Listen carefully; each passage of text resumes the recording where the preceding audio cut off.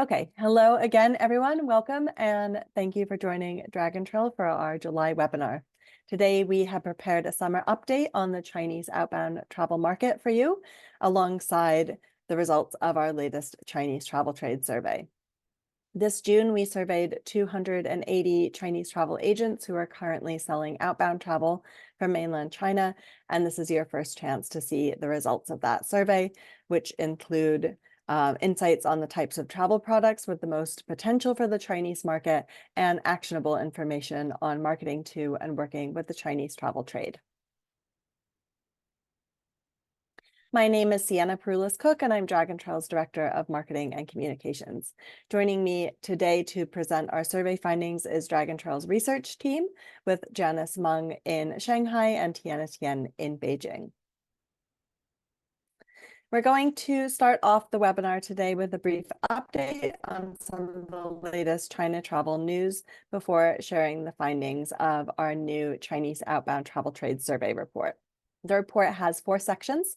The first is the Chinese outbound tourism market in the first half of 2025. Then we'll talk about B2B engagement, particularly fam trips and training. Then we'll have a deep dive on Chinese outbound travel to Europe and finish up by looking at artificial intelligence for the Chinese travel trade. At the end of the presentation, we'll open things up for a Q&A session to ask any questions that you have about the report, China's outbound travel market, or working with the Chinese travel industry. You are welcome to send in questions at any point during the webinar by using the Q&A button on your Zoom control panel, and we will answer as many as we can at the end during the Q&A session. We are recording today's session, and later today or tomorrow, we'll send you a link to that recording, as well as all of the slides from today's webinar. So you will have all of the presentation materials later to refer to or to share with colleagues who weren't able to attend the live session. In case you're attending a Dragon Trail webinar for the first time today, I wanted to introduce a little bit about who we are. Dragon Trail International is a marketing solutions company headquartered in Beijing. And since our founding in 2009, we've focused on marketing for Chinese outbound tourism, working with destinations, airlines, hotels, attractions, retailers, and other travel brands and businesses around the world to help them reach Chinese consumers and the Chinese travel trade.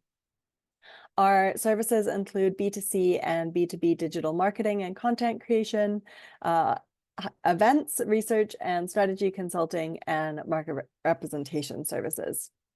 You can find much more information about our services, case studies of our work, and lots of free resources on Chinese travel and marketing trends on our website, www.dragontrail.com. Dragon Trail Research is our research arm. It was founded in 2019, and we have been conducting Chinese traveler sentiment surveys since the spring of 2020. As well as Chinese travel trade surveys since 2023. We also offer research services to clients, including bespoke surveys, focus groups, travel trade insights, and more. Okay, let's get started with some of the latest news about Chinese travel. The latest official data on Chinese cross-border travel was published just 2 weeks ago by China's National Immigration Authority.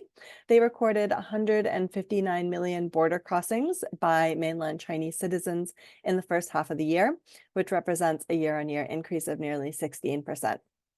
Now, this number includes all of the outbound trips and all of the inbound trips made by Chinese passport holders.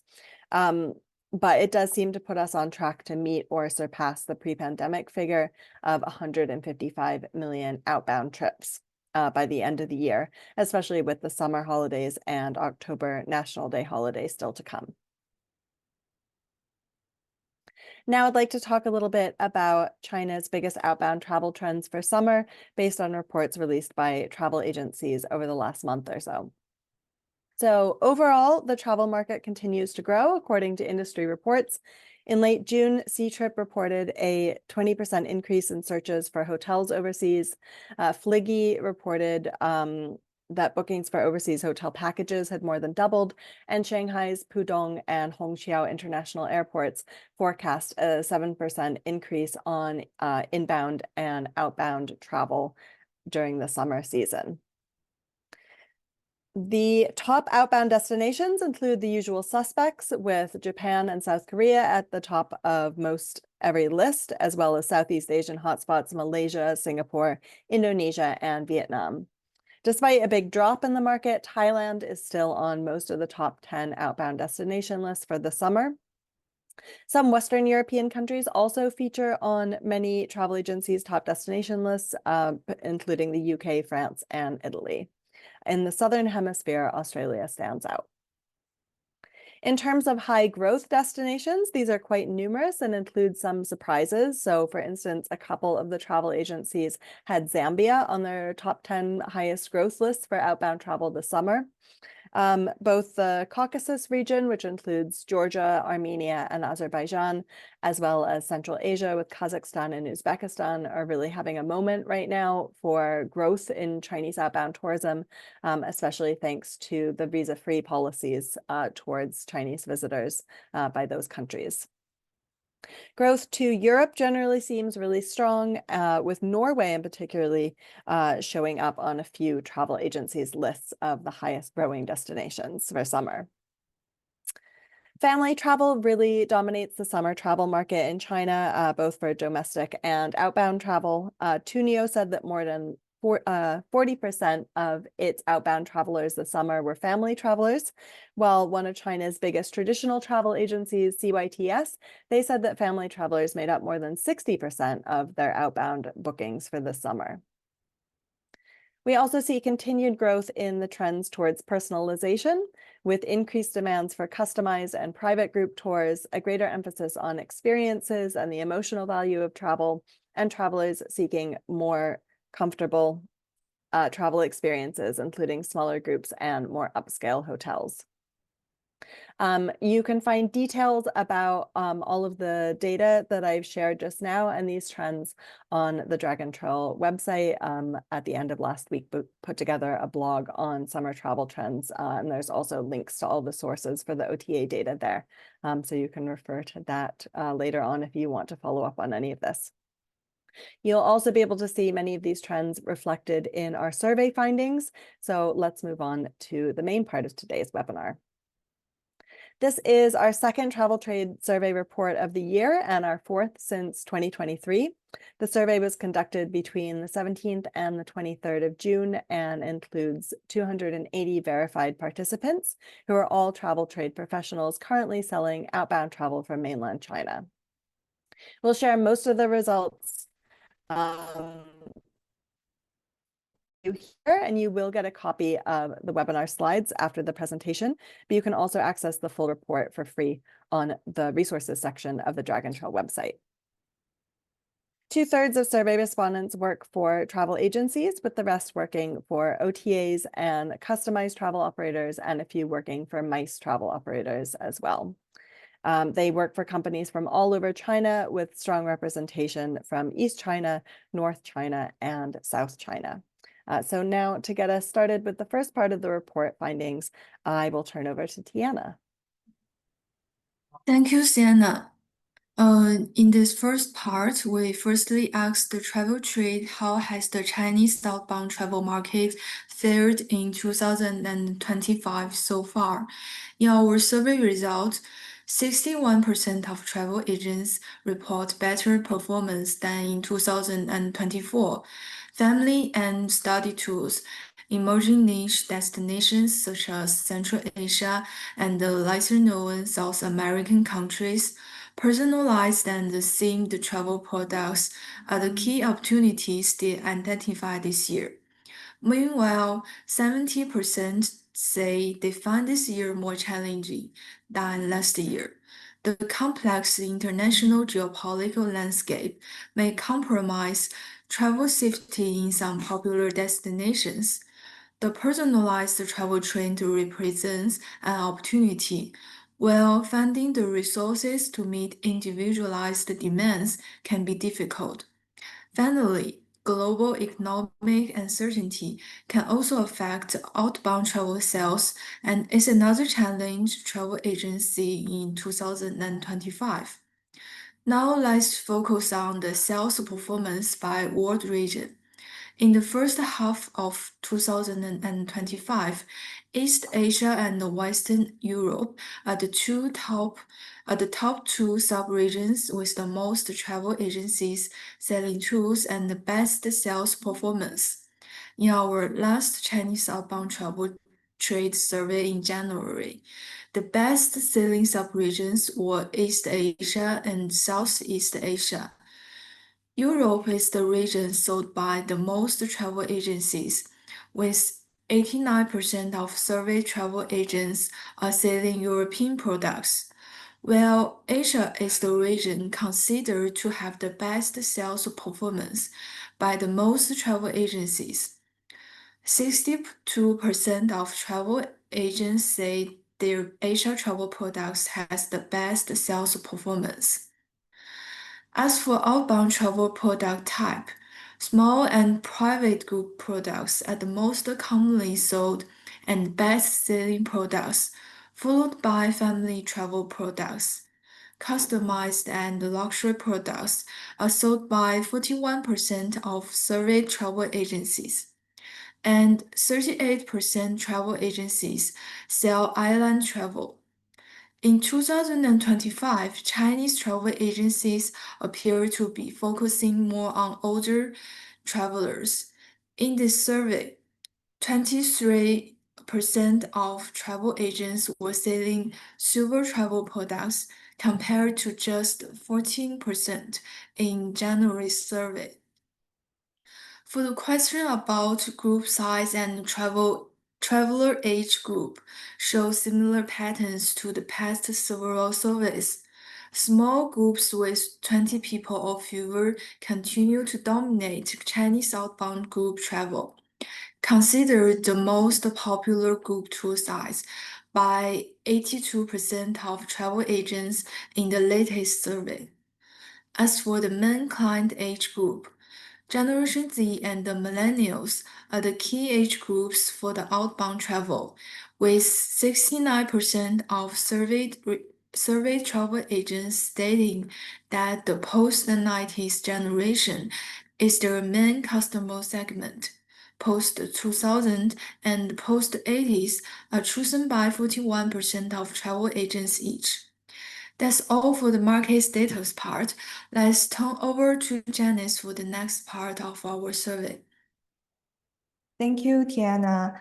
And in the second part of our survey, we looked at B2B engagement and explored in detail how overseas travel brands can support the Chinese travel trade through fan trips and B2B training. Let's start by looking at what kind of resources would help Chinese travel agents most when they are working with an overseas destination or travel business. Offline events that offer face-to-face meetings and in-person experiences are considered essential by surveyed travel agents, such as offline training and fam trips, which are chosen by 45% and 42% of respondents respectively. In addition, live streaming follows closely behind and remains the most helpful online resource, selected by 39%. Another 37% say that major travel trade shows are one of the most helpful resources for working with overseas destinations and travel businesses. Online training courses, live webinars, and offline roadshows were chosen by 28% each.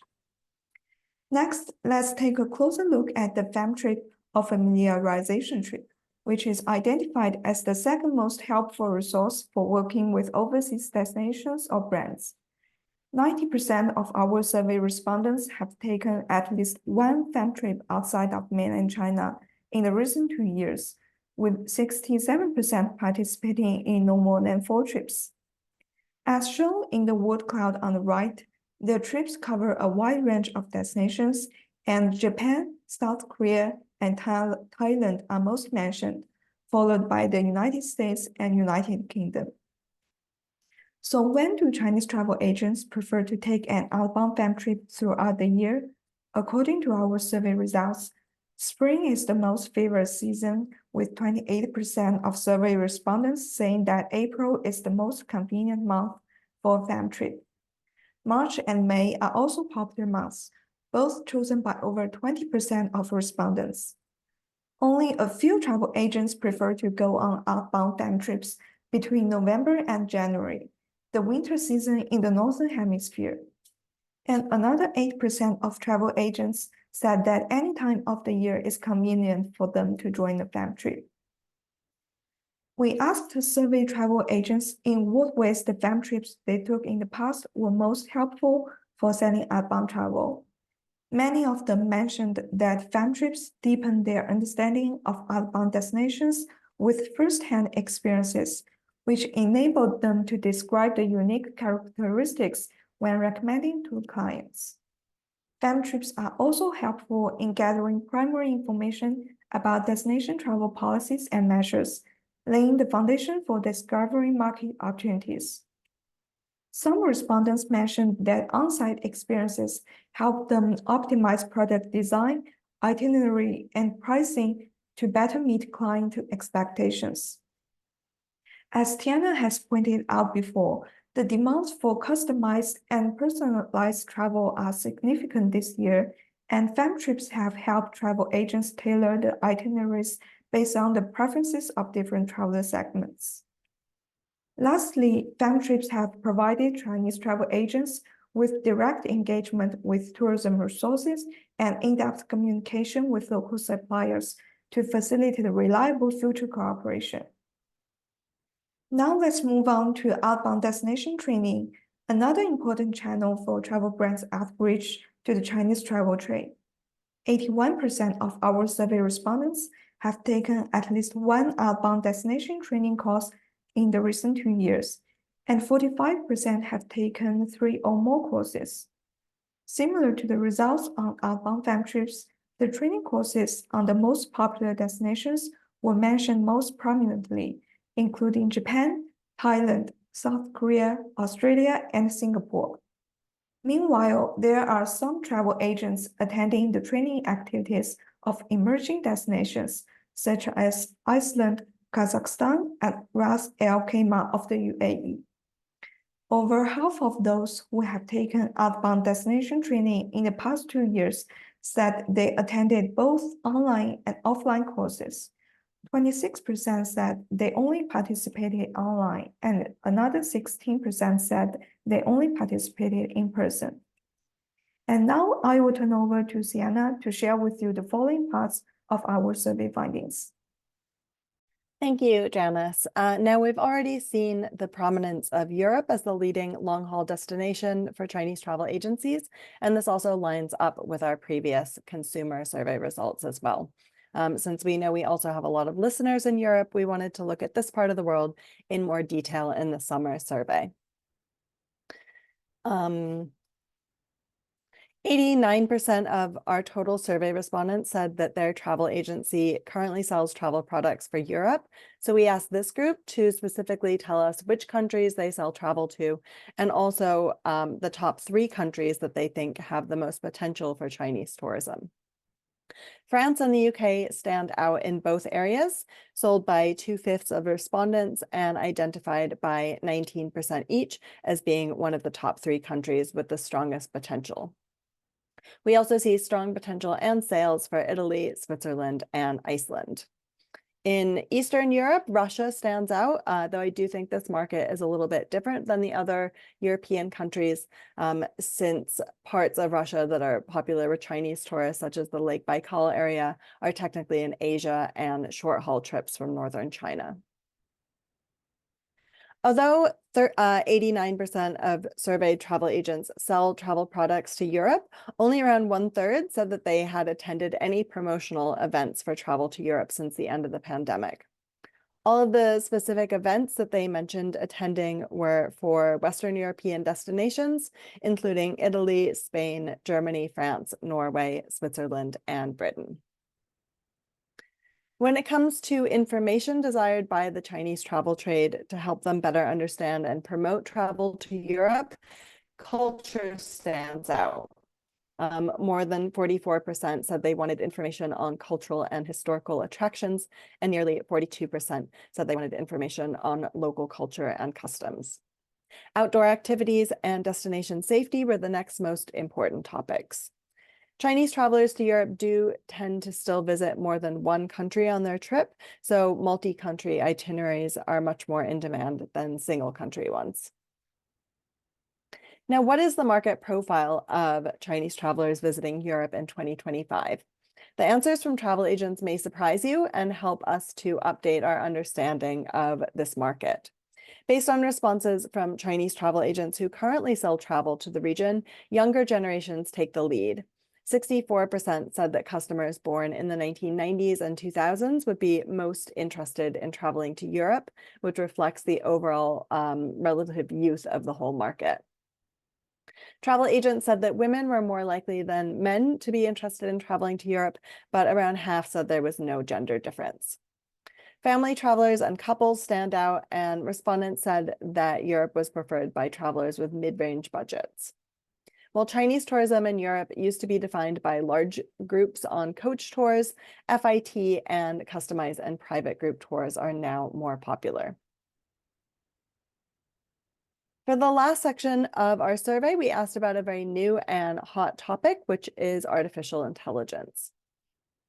The Chinese travel industry has adopted AI very rapidly, as we saw in last month's webinar, which was all about AI for Chinese tourism, especially since China's DeepSeek launched its AI chatbot at the start of this year. All of the Chinese OTAs have updated or rolled out new consumer-facing AI tools. Generally speaking, China is one of the most optimistic countries in the world about the development of AI, and the travel industry seems to have totally embraced it already. 82% of our survey respondents said their companies were already using AI for their travel agency business. Specifically, 59% each are using AI tools as intelligent travel assistants, which would include things like AI guide services, and for translation and language support. 57% are using it for customer service, with 52% using it for itinerary planning. This technology is very new, so there's still a lot of room for improvement. Both those whose companies are already using AI and those whose companies haven't started using it yet identified translation and language support as the top area where the AI could be optimized further. For example, some agents suggested that the function of dialect translation could be more accurate. 43% of those already using AI for work wanted to see more optimization in itinerary planning, such as personalized itinerary planning and designs based on weather conditions. And 38% said they need optimization in customer information management to help them make better recommendations. Survey respondents had a lot of well-developed ideas and suggestions about how AI could help them in their work. So, for example, generating personalized travel itineraries and marketing materials, keeping track of clients' past trips to avoid repetitive recommendations, and virtual previews to help attract travelers to a destination and let them know what to expect there. While much of the development of AI in China's travel industry in 2025 so far has been consumer-facing, it's very clear from our survey that there is huge potential to use AI as a B2B tool. This is why Dragon Trail developed our own AI platform this spring called the Trip Builder Pro. This is a tool that travel agents can use to generate highly personalized itineraries within minutes, powered by destination tourism boards' POI databases.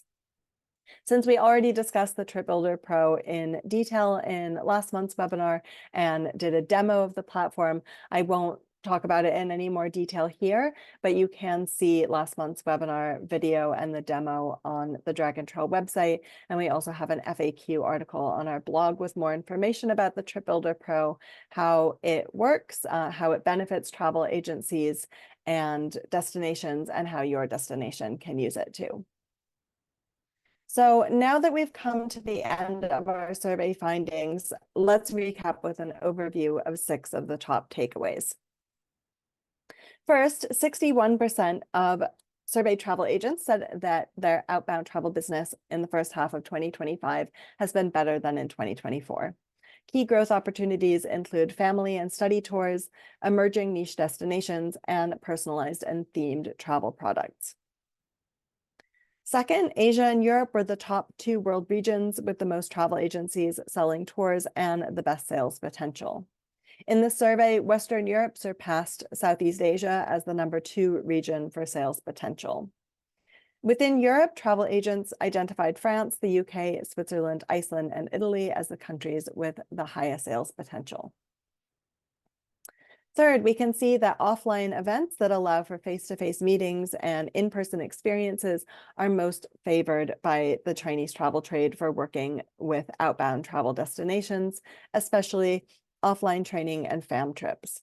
90% of survey respondents have been on an outbound fam trip since China reopened, and 81% have participated in training activities for outbound travel brands, with around 3/4 of those engaged in offline training. Fourth, there is a strong correlation between the destinations that Chinese travel agents think have the most sales potential and the countries where they've gone on fam trips and completed training. Japan in particular stands out as the top country for both fam trips and training in the last 2 years, and it's also the most popular international destination for Chinese tourists. For Europe, all of the recent B2B events that survey respondents had attended were organized by Western European countries, including leading destinations, France, Italy, and the UK. Fifth, according to our survey respondents, the market profile of a traveler most interested in visiting Europe is a Gen Z traveler with a mid-range budget, traveling independently or on a customized tour, and traveling as part of a couple or a family. And when it comes to information desired by Chinese travel agents to help them better understand and promote travel to Europe, culture stands out. And lastly, most surveyed travel agencies are already using AI to enhance their business, particularly intelligent travel assistants and translation and language support. As you plan your B2B marketing for China and consider how these survey results may impact your strategy, I'd like to remind you that Dragon Trail offers very comprehensive trade marketing and representation services, and we are available to help in these areas. Our trade representation services include organizing booths and representing you at trade fairs, conducting sales calls, travel agent training, PR services, and communications. We're experienced at organizing offline events, and we also offer hybrid and virtual events. We have experience running both in-person and virtual fam trips for the Chinese travel trade, as well as for media and KOLs. We offer the biggest e-learning platform for Chinese travel agents with our China Travel Academy, which is a WeChat-based platform. And we also have our own webinar platform that's just for the Chinese travel trade. We run B2B facing accounts on WeChat. We manage a huge travel agent database, and we have organized digital pop-ups for outbound travel trade sales in the past. So if you're thinking of organizing a fam trip, offering online or offline training to the Chinese travel trade, attending a Chinese trade show, or other outreach activities, we are able to help with that. So please do get in touch with us after the webinar. You can also find more information about our services and case studies of our work on the Dragon Trail website, and you can access a huge amount of free resources there, including all of our past consumer and trade surveys and recordings of all of our past webinars. We share regular news and updates about Chinese travel and marketing trends on our blog, our social media channels, and in our monthly newsletter, so there are lots of ways to stay connected. So now we're ready to take your questions, and you can send those in by using the Q&A button on your Zoom control panel.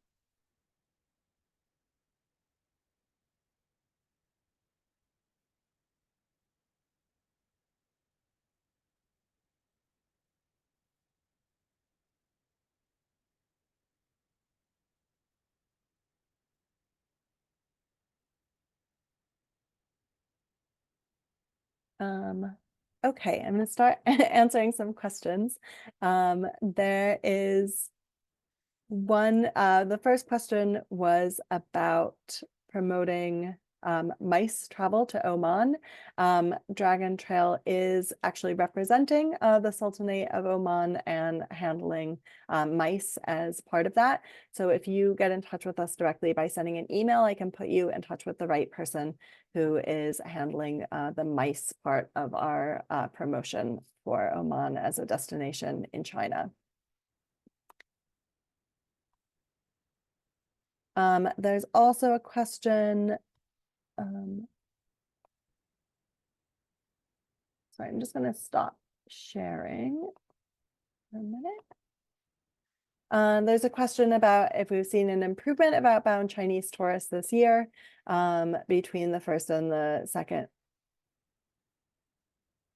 I'm not totally sure about the time period and where are they going. So yes, as we can see from the numbers released by the National Immigration Authority of China, the OTAs, and also our trade survey results, 2025 is definitely showing an increase in Chinese outbound tourism compared to 2024. So the recovery of the market continues to grow, and we are looking at probably, when you look at the overall numbers of all Chinese outbound tourism, to reach a full recovery to pre-pandemic outbound trips by the end of this year.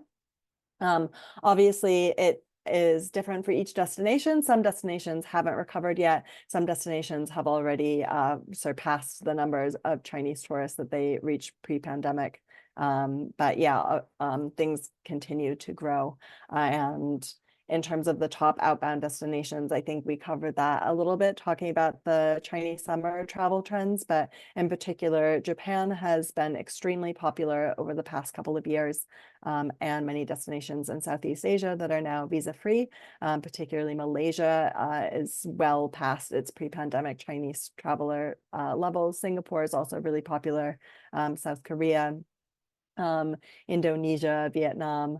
So regional travel has been really strong. And then we've also seen some pretty promising growth in Chinese outbound travel, not only to Europe, but also to some more niche destinations around the world. So Brazil, for instance, has surpassed pre-pandemic Chinese traveler numbers. Now, some of the countries in the Middle East are doing really well. So yes, that's my answer to that question.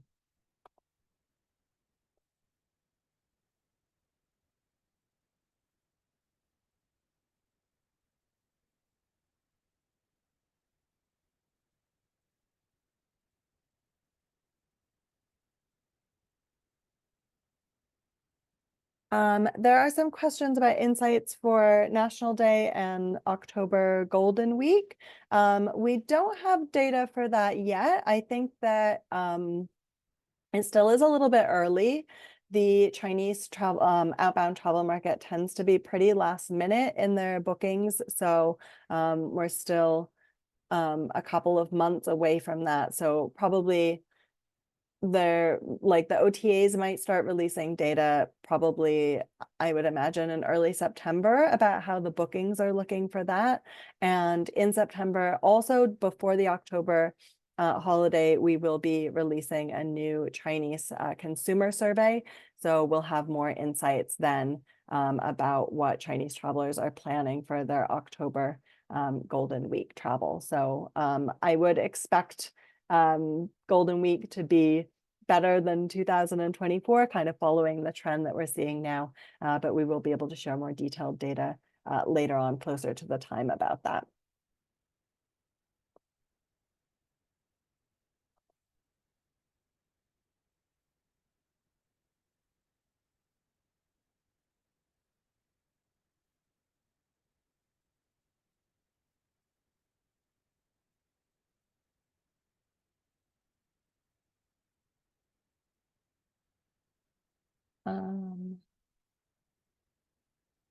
There is a question about if Chinese outbound travel agents are seeing a growing interest from clients in sustainability or responsible tourism, particularly where culture and heritage experiences are involved, and how are agents responding to this demand?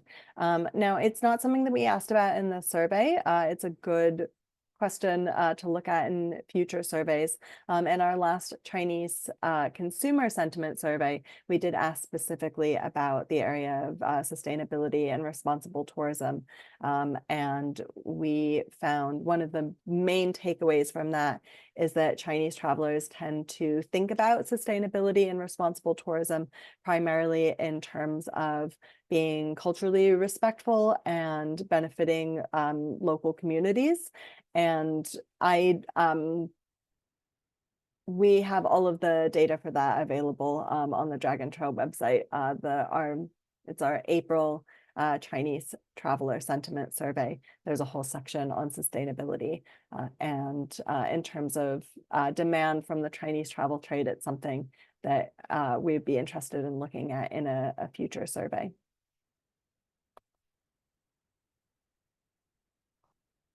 Another question is about changing the mode of travel from group tours to FIT. So it's definitely one of the strongest trends that we've seen in the Chinese outbound travel market for many years now. I would say even the last 10 years, one of the biggest trends has been moving away from kind of generic big group tours towards both FIT and smaller customized and private group tours. So people, for instance, traveling with a group of 10 or fewer travelers, or traveling as a big family group together. So they still need maybe guide services, a driver. They're still maybe working with Chinese travel agents to put together those packages, but it's a small customized group rather than signing on for a big tour of like greatest hits sightseeing destinations.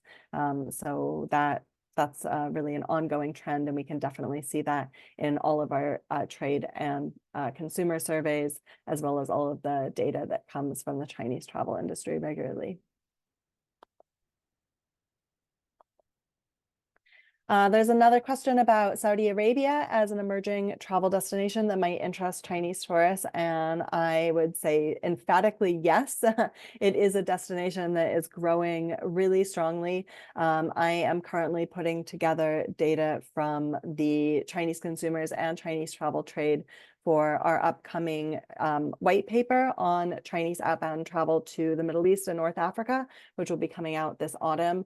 And we can see really strongly from that Saudi Arabia is a destination with super high growth in Chinese outbound travel, and one that's identified as having really strong potential from the Chinese travel trade.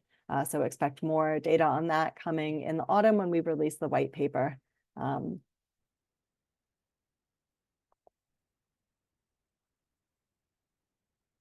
There's another question on information on preferred outbound airlines. I would say that the data that we have that relates to that would be our social media rankings. Since 2017, Dragon Trail has been tracking international tourism brands' performance on WeChat, and then in 2019 we added Weibo, and we're also tracking accounts on Xiaohongshu or Rednote now. So that includes airlines, and we put out quarterly and annual reports on that, so you can see kind of which airlines are getting the most views or the most engagement on Chinese social media platforms. So that's maybe a helpful place to look. Off the top of my head, the airlines that do really well on social media are regional East Asian airlines mostly.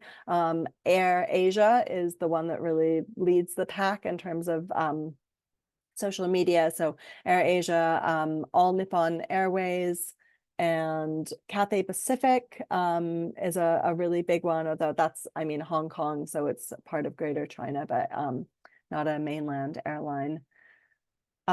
Scoot is quite popular, so Japan Airlines, so a lot of kind of more regional airlines, especially airlines that are offering kind of low cost flights within Asia. So it makes sense that they would have the biggest volume of interest. And in terms of airlines that are more for longer haul travel, we have seen a lot of the European airlines kind of pulling back from China over the past couple of years because of competition from Chinese airlines, and also issues of flying over Russian airspace that makes it harder to run profitable journeys between China and Europe for those European carriers. But we see pretty strong performance on social media for some Middle Eastern airlines as well. In particular, Emirates Airline is in the top 10 airlines for social media performance.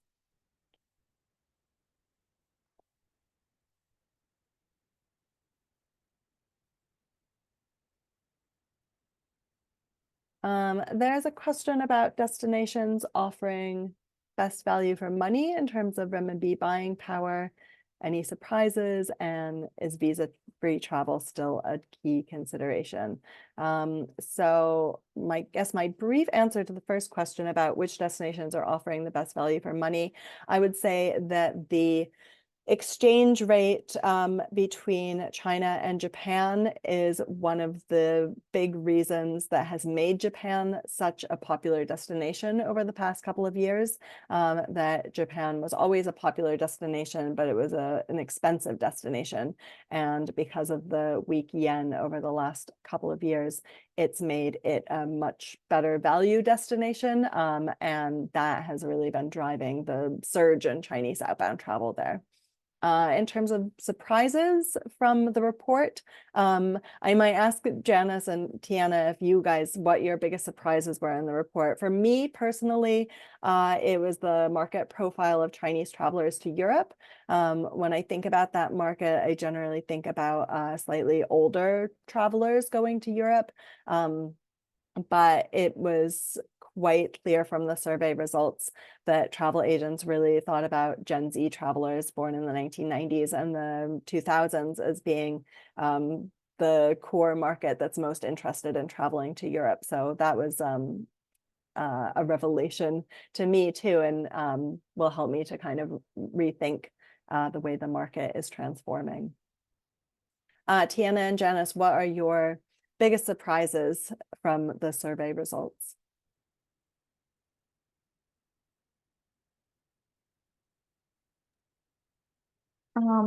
I would say that from the results on the B2B engagement and in specifically the fam trips and the training course taken by the Chinese travel agents, we see very repetitively that those destinations that have bigger visibility in the China market, such as Japan, South Korea, Thailand, they have more promotion activities in China.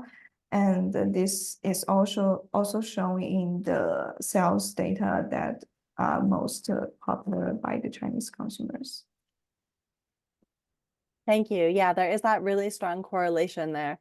And I don't know how much of it is like, I think it's a little bit complicated, like how much of it is that travel agents are taking those courses and going on those fam trips and going to those events because they see those as the most popular destinations. So they want to learn more about them so that they're able to answer customer queries and sell those destinations. And then how much of it is that they're better able to sell those destinations because they went on the fam trip and the course, and so that makes the sales more successful. I imagine that it's a complex relationship and goes in both of those directions. Tiana, would you say there are any surprises in the report that you found?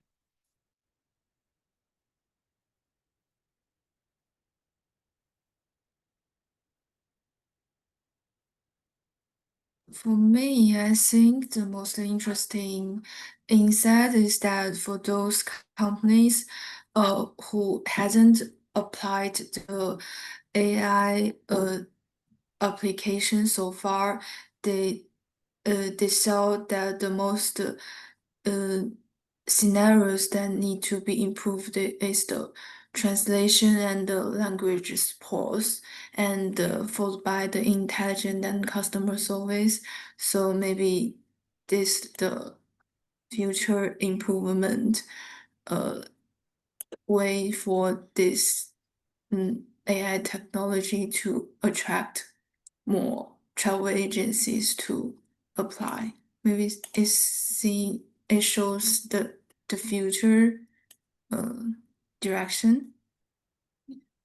Yeah, I would also say that it's a quite surprising result to see that 82% of the travel agents were already using AI for work. I expected it to, like, adoption has been quite rapid this year, but I still maybe didn't expect it to be that rapid.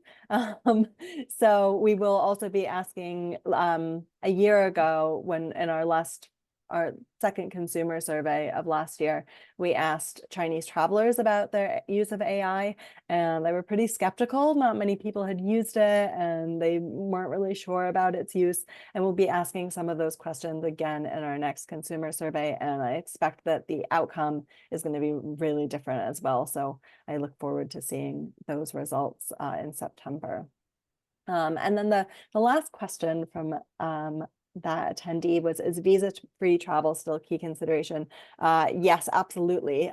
We can see that visa-free destinations are doing really well in terms of growth rates from China, and that there are more and more countries are offering visa-free travel to Chinese travelers, like Uzbekistan, Kazakhstan, those countries in the Caucasus, Georgia, Armenia, and Azerbaijan, and those are all areas where you can see really strong growth, as well as countries that have been offering visa-free travel for longer.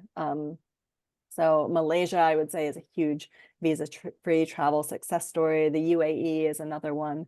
And anytime countries start to kind of have visa reforms to make it a little bit easier to apply for visas, that also seems to have a positive effect. So this year, South Korea and Japan have both made they still require visas, but they've made the visa application process a little bit easier. And so that is tying into a growth in visitation as well.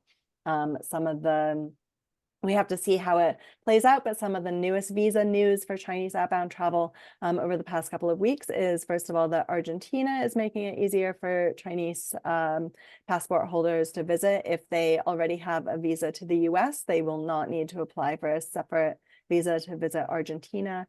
And the other big news is that India is offering tourist visas to Chinese citizens now for the first time in 5 years. So that's a major development there.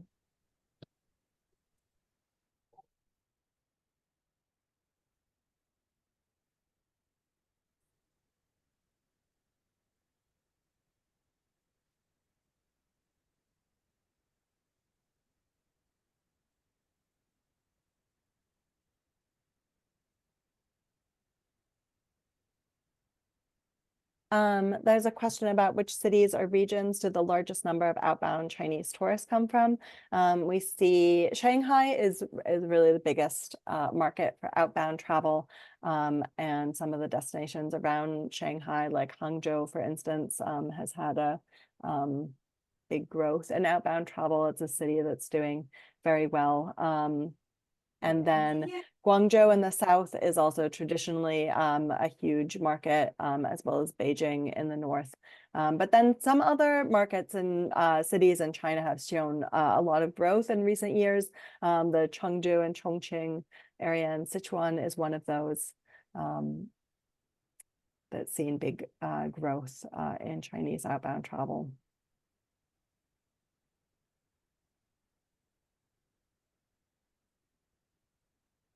And I mean, I would also say in southern China, Shenzhen is a city that we're seeing a lot of new international flights launched, leaving from Shenzhen or going to Shenzhen, which is quite interesting.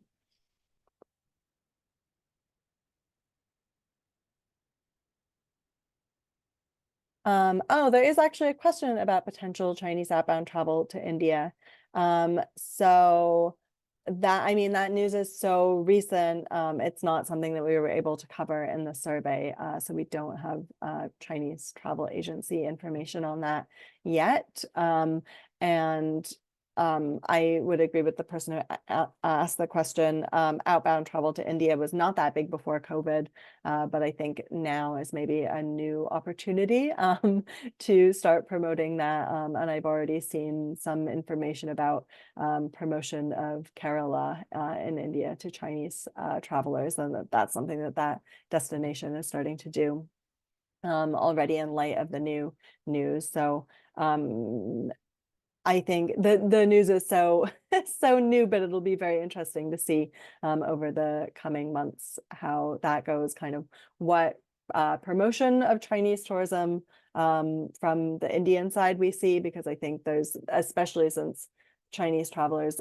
couldn't even apply for a visa over the past 5 years. There is probably quite low knowledge within Chinese consumers and the Chinese travel trade about what kinds of opportunities there are for travel to India.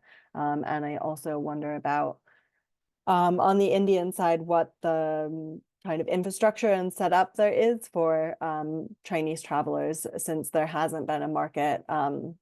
There probably aren't many Chinese speaking guides or Indian DMCs or travel businesses that are aware of the Chinese market. So there'll probably be a lot of catching up to do on both sides, but hopefully it's a market that could develop because that would be quite interesting.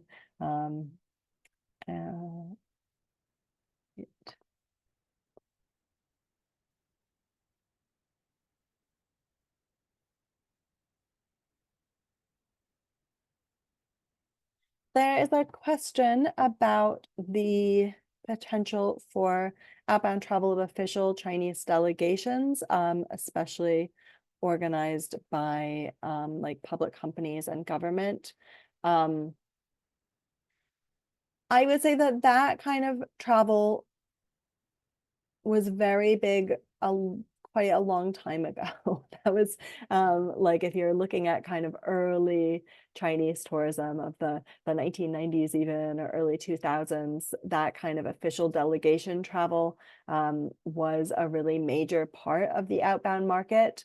I don't think that it has really been for some time because the cultures have changed and there has been a lot of tightening in rules about official spending for quite a long time now, for well over 10 years, and that's something that continues to go. So that is probably official delegations are not really a big market segment that people are looking at now. And in terms of MICE travel, it for quite some time now, it's been more private companies organizing that. And even that with MICE travel, it has been slower to come back than kind of just normal outbound leisure travel. But certainly there are tightened policies on official spending, but that's, I think, a long-term trend.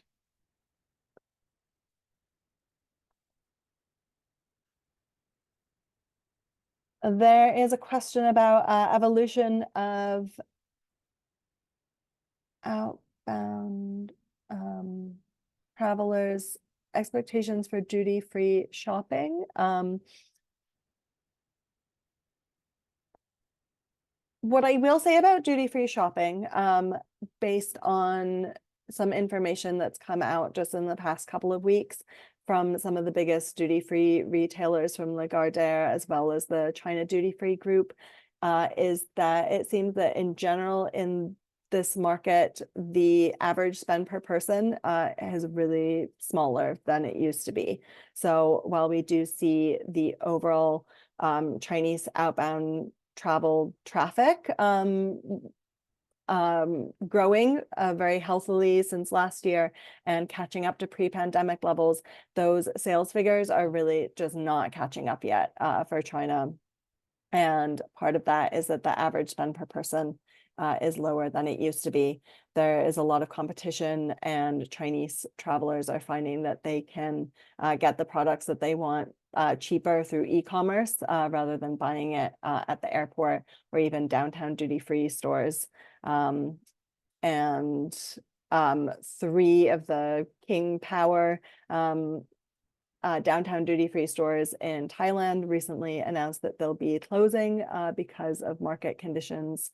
And part of that is kind of that they were built for group travelers, and now they're not receiving those group travelers so much in general, and especially from the Chinese market. So duty-free travel is facing some challenges right now from the Chinese market, especially in terms of average spending per person.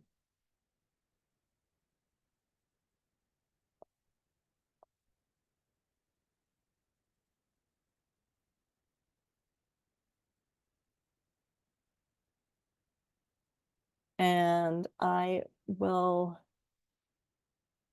just answer one last question before we bid you farewell until next month. And that is about the projections that we see for the next year or in the longer term. So I think that we have seen ongoing growth in the market and would still expect to see that. The growth rate may slow down a little bit, but it still seems very healthy, that kind of the direction that the market is going in terms of growing numbers. And probably we saw like very big growth rates once China reopened after COVID. So by the end of this year, we should hopefully catch up to how the numbers were pre-COVID, and then the growth rate might slow down a little bit, but probably continue to progress. And we would expect to see, again, very strong potential for personalized and customized travel. That's something, and small group travel and travel among younger generations, the 1990s generation and 2000s generation. Those are all really strong areas that we see from the survey results. And travel to more niche destinations, especially those that are visa-free for Chinese travelers who are looking for something new. Yeah, I think that's, and I would say the development of AI is definitely something that we're keeping an eye on and is going to be very interesting, especially with how it matches up with those growing demands for personalized and customized travel. We really see AI as the tool that can help Chinese travel agents to be able to deliver those kinds of things to the market, because right now, without the AI tools, they are spending a lot of time and effort to create personalized itineraries for very demanding customers, and sometimes the kind of rate of return on that is quite low. But with AI tools, it can help them to very easily generate those kinds of itineraries and suggestions, and so it can really help them in their work and help them to meet their customers' demands. So thank you very much to everyone for attending, and a huge thank you to Janice and Tiana for your great work on the report and the presentation today. And we hope to see you in the future for our monthly webinars, and we will be in touch later today with the recording from today's webinar and the webinar slides. And don't forget that the new Chinese outbound travel trade survey report is already available on the Dragon Trail website, so you can go over to download the full report now. Thanks, everyone. Bye.